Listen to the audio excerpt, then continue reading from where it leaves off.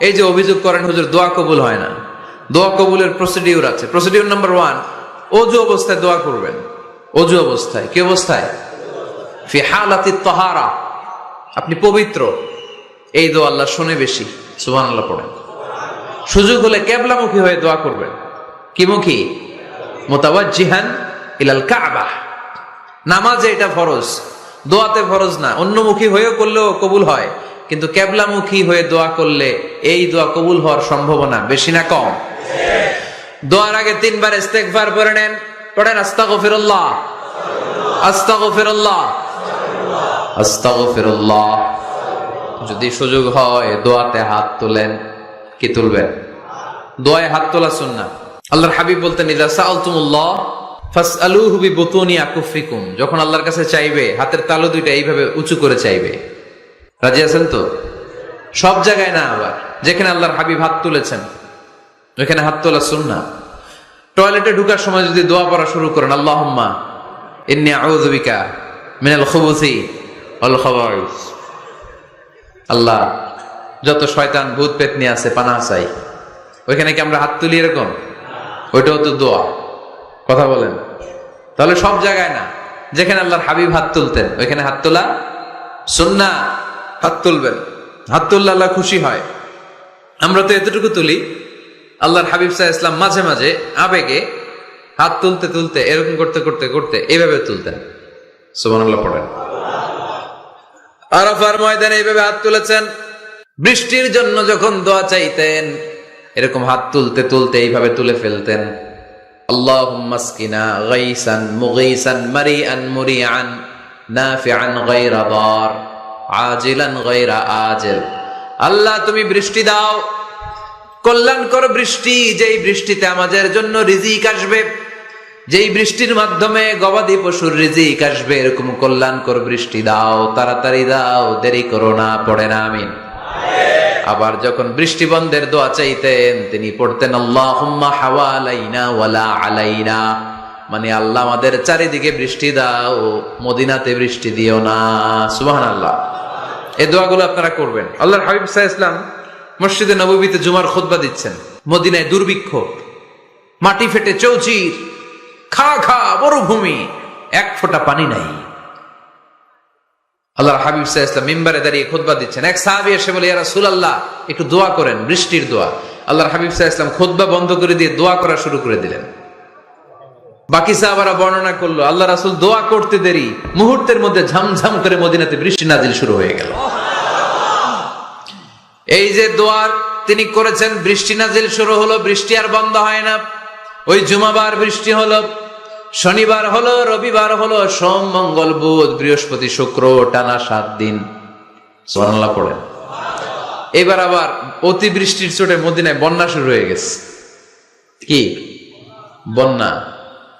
পরের জুমাবারে ওই সাহাবী আবার খুতবার সময় আয়েশা হাজির। আয়েশা বলে, ইয়া রাসূলুল্লাহ, আর দরকার নাই, আর দরকার নাই, অনেক হয়েছে, এবার একটু বন্ধের দোয়া করেন।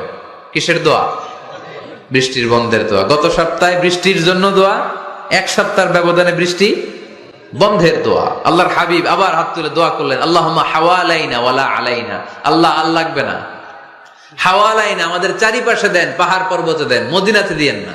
সাহাবারা বললেন, জুমার নামাজ পড়ে বের হয়ে দেখি পুরো মদিনার চারদিকে মেঘের একটা এরকম চাকতি, চারদিকে মেঘ, মাঝখানে নীল আকাশ আমরা দেখতে পেলাম। মদিনার জমিন 1 ফোঁটা বৃষ্টি নাই। ওই যে দূরে তুফান, ওই পাশে থান্ডার, বজ্রপাত, ওই দিকে বৃষ্টি, ওই যে ওদিকে বৃষ্টি। মদিনা শহরের মধ্যে বৃষ্টি নাই, এই চাকতির মাঝখান দিয়ে আমরা নীল আকাশ আর সূর্যের প্রভা দেখতে পেলাম। বিশ্বনবীর দোয়ার বরকত। হাত তুলে দোয়া করবেন, সব জায়গায় না, যেখানে আল্লাহর হাবিব করেছেন। দোয়া হাত তুলেও করা যায়, হাত না তুলেও করা যায়। যেভাবে আল্লাহরে ডাকেন তিনি শোনেন কিনা। আল্লাহর হাবিব বলতেন, ইন্নাল্লাহা হাইয়ুন কারীম। আল্লাহর হাবিব বলতেন, কেউ যদি হাত তুলে আল্লাহর কাছে দোয়া করে আর চায়, ওই হাত ফিরিয়ে দিতে আল্লাহর নাকি লজ্জা লাগে। সুবহানাল্লাহ কইতে পারলেন না? আবার দোয়া যখন করবেন আল্লাহর নামগুলো উচ্চারণ করে দোয়া করবেন। আল্লাহর অনেকগুলো সুন্দর নাম আছে না নাই? ইন্না লিল্লাহি 99 ইসমা।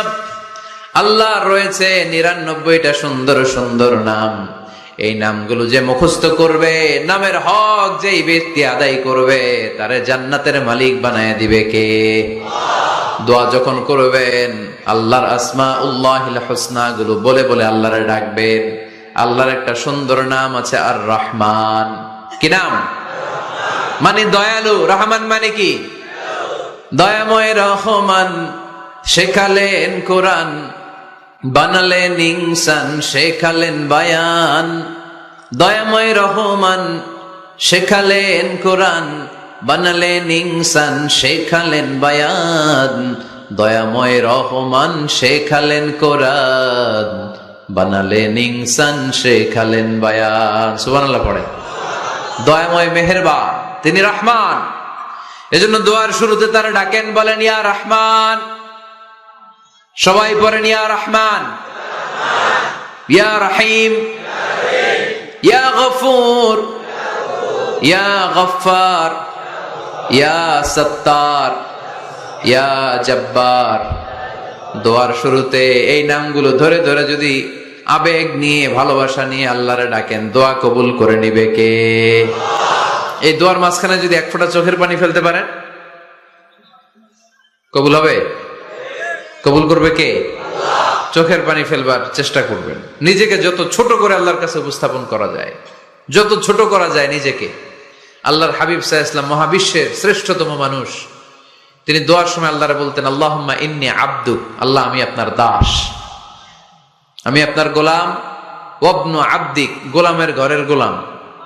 ওয়াবনু আমাতিক, দাসীর ঘরের গোলাম, বান্দির ঘরের গোলাম। আমার বাবা আব্দুল্লাহ আপনার গোলাম, আমার মা আমেনা আপনার দাসী। সুবহানাল্লাহ পড়বেন না? কিভাবে নিজেকে ছোট করতে হয় আল্লাহর হাবিব সাল্লাল্লাহু আলাইহি ওয়াসাল্লাম ছোট করতেন। গুনার কথাগুলো স্মরণ করবেন, আল্লাহরে বলবেন, আল্লাহ আমি ছাড়া তোমার অনেক বান্দা আছে, কিন্তু তুমি ছাড়া আমার আর কেউ নাই। ঠিক কিনা? এইভাবে যত ছোট করে নিজেকে উপস্থাপন করা যায় দোয়াতে, এই দোয়া কবুল করে নেবে কে? এরপরে সম্মিলিত যদি দোয়া হয়, যিনি দোয়া করবেন তার প্রতিটা দোয়ার পরে আমিন বলা সুন্নাহ। যদি কেউ দোয়া করে রব্বানা আতিনা ফিদ দুনিয়া হাসানাহ ওয়া ফিল আখিরাতি হাসানাহ ওয়া কিনা আযাবান নার, তখন সবাই কি বলবেন? এই পদ্ধতিতে যদি আপনি দোয়া করেন, আল্লাহর কাছে প্রার্থনা করেন আর ফরিয়াদ করেন, আপনার দোয়া কবুল করবে কে? যখনই দোয়া করেন আপনার ডাকগুলো শোনে কে? তারপরেও বিশেষ কিছু সময় আছে, বিশেষ কিছু মুহূর্ত আছে, ওই মুহূর্তগুলোতে দোয়া করলে দোয়া কবুল করে কে? এর মধ্যে একটা মুহূর্ত হলো তাহাজ্জুদের মুহূর্ত। কিসের মুহূর্ত? তাহাজ্জুদ পড়েন তো আপনারা? হ্যাঁ, এখন আওয়াজ নাই গলায়। পড়ি? ফজরের নামাজই পড়তে পারি না হুজুর, তাহাজ্জুদ কেমনে পড়বো? ومن الليل فتهجد به نافلة لك عسى أن يبعثك ربك مقاما محمودا। এটা এমন নামাজ, এই নামাজের পরে দোয়া করলে কবুল করবে কে? ওই মুহূর্তে আল্লাহ প্রথম আকাশে মনোনিবেশ করেন, ডাকতে থাকে, কার কি লাগবে চাও?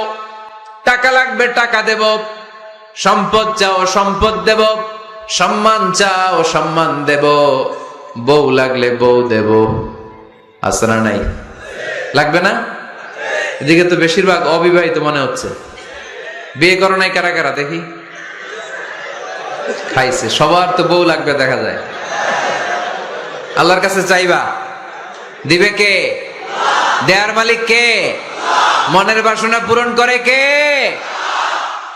ওই আল্লাহর কাছে যেন আমরা চাই। বিয়ের কথা শুনলে সব সজাগ, আর ঘুমে ধরে না। এখন সজাগ জাতি, চাইতে হয়। যুবক ভাইরা চাইতে হবে আল্লাহর কাছে, নেককার স্ত্রী চাইতে হয়, নেককার সন্তান চাইতে হয়।